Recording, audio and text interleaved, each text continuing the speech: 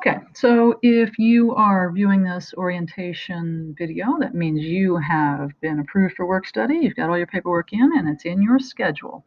The Getting Started folder that is in our Schoology course is going to have all of the documents and things that I'm going to talk about in this quick video.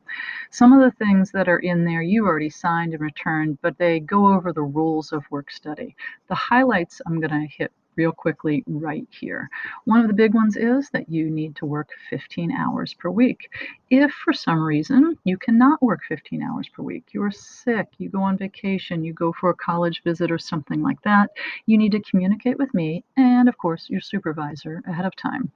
Attendance in your classes is still required, even though we are taking classes virtually. So if you cannot make the synchronous class sessions, either due to work or another reason, make sure you're communicating with those class instructors. We do not have any synchronous class requirements for work study. I'll repeat that. There are no synchronous requirements. So if you are in work study block 1, you do not have a requirement to meet on Monday and Thursday during the block 1 face-to-face synchronous time. Make sure you are logging on to all of your Schoology classes so you're showing attendance. That's very important. Communication, also. You're going to hear me talk about communication a lot because I need to know what's going on with you. We don't see each other on a regular basis, even when students are in school.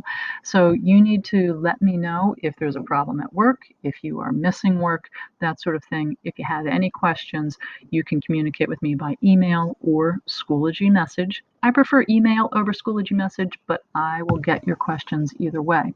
The other way to communicate with me, if you want to sign up for talking points, to get texts and to be able to send me a text message. If that seems like an easier way to communicate with me, it's also a really quick and easy way for me to get back in touch with you. I will also send out text reminders before your assignments are due each month.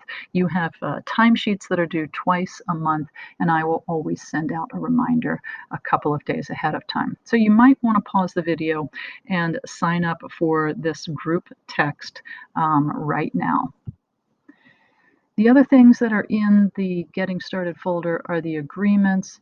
One of the things in the agreement is your employer has agreed to give you an evaluation twice during the semester. I will communicate with your employer. For the most part, you do not have to worry about that other than doing a great job.